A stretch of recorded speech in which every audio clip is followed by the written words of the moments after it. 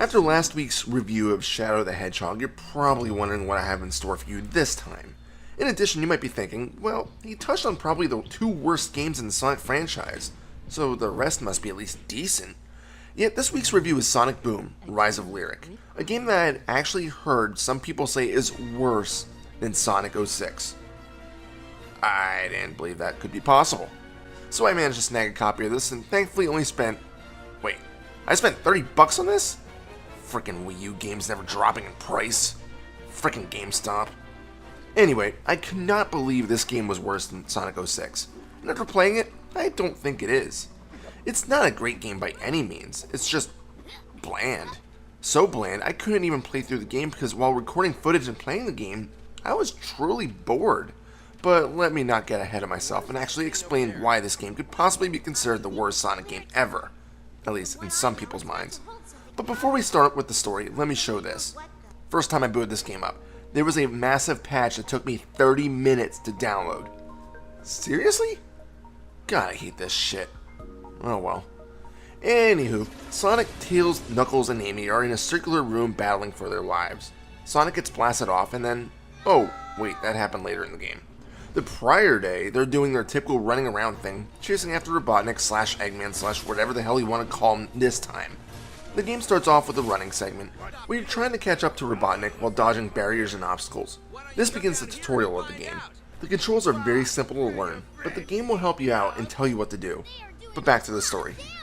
Eventually, they come across some ruins of an advanced civilization, and when they enter it to avoid a potentially messy death by robots, they eventually come across a new villain to the series by the name of Lyric. He seems to recognize Sonic and imprisons him. Although this eventually breaks apart and gives Sonic and pals a special lasso that they can use to traverse the stages and assist in combat. Now Sonic and team must set out to stop Lyric and whatever dastardly plans he might have in his reptilian noggin. This basically comes down to a mixture of platforming and action. I can't help but compare it to Sonic Unleashed, because that's basically what this game is. You mix up a bit of platforming with a bit of beat-em-up action, with some puzzles thrown in for good measure. Basically, the game has Sonic and friends moving around a 3D zone, trying to get from point A to point B with a serious lack of speed, at least for the most part. When you're not thrashing robots, you're trying to figure out how to get up to a certain ledge or break down a barrier or something of these sorts. The puzzles typically aren't too taxing, so you'll be able to figure things out without a guide. Not to mention that everything is color-coded for you in regards to platforms. Maybe I should dwell on that for a bit. You have 4 playable characters that, depending on the situation, can be switched to on a whim. Obviously there's Sonic, but you also have Tails, Knuckles, and Amy. Each has specific abilities that let them clear any issues that arise. Sonic can use a spin dash to power up objects. Tails can't really fly anymore, but he can glide a short distance. But more importantly, he can activate a small robot to enter small doors and activate devices on the other side. Knuckles, again, can't really glide anymore, but he can climb walls and ceilings that show this jagged texture. Finally, Amy can bounce herself on narrow platforms and also triple jump. In order to switch to each character, you just press the direction that corresponds to the hero you want to play as. Sometimes you have access to all 4, sometimes you're limited to who you can control. It all depends on the area you're traveling in.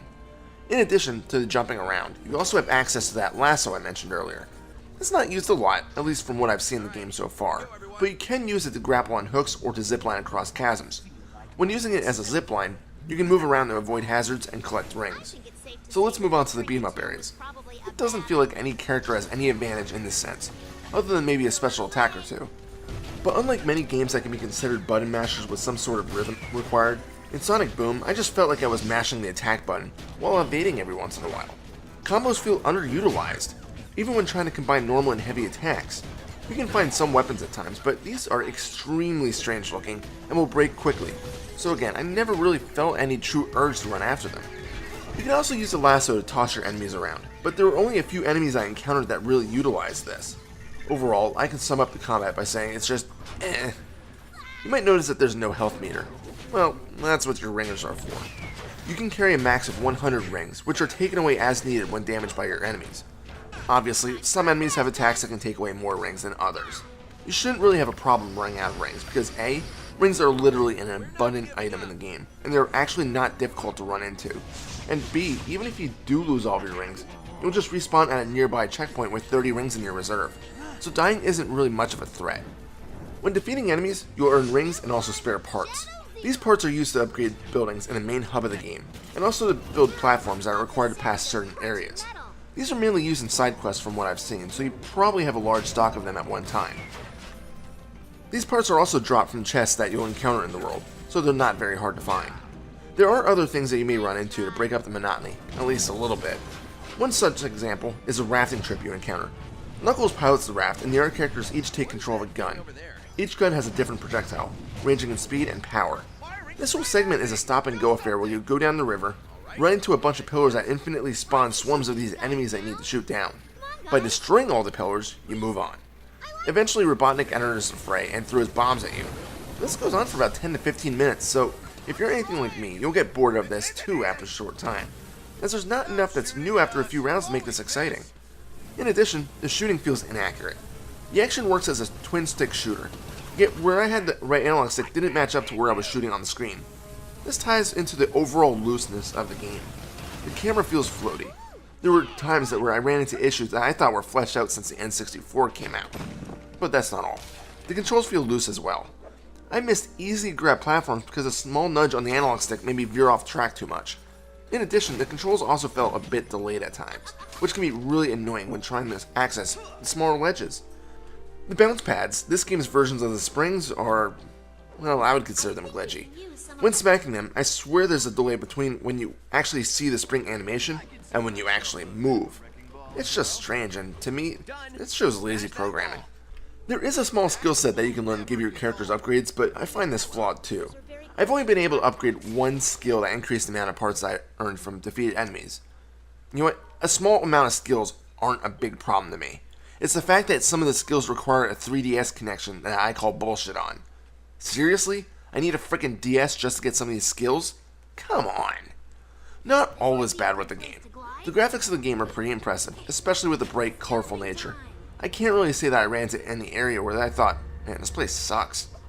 You also probably noticed that there's pretty different designs of the characters too. Is it me or do the heroes look like teenagers in this game? I can't really complain about the look. Sure, it's different, but I like it. I just don't like how they made Knuckles a dumbass. Yes, the game is funny because of it. Yes, I had to laugh a little bit when I saw Knuckles had to look at his fist to determine his left from his right. But why Knuckles? I guess I've always been partial to him. Oh well. And yeah, there is some humor to the game. Probably one of the best parts of the game, to be honest. It's refreshing to have some slightly different villain and lyric, although he could have been named something better.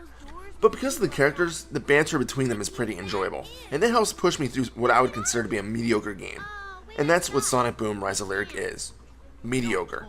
Do I think that's as bad as Sonic 06? Oh, hell no. That and even Shadow the Hedgehog were much worse. Those games were flawed. This game isn't flawed, it's just kind of boring. And that's really the only way to sum it up. Maybe one day I'll finish this game, but I can't say I'm motivated enough to do it now. Final score? We'll go with a 6 out of 10 on this one. This is Reaper. Happy fragging.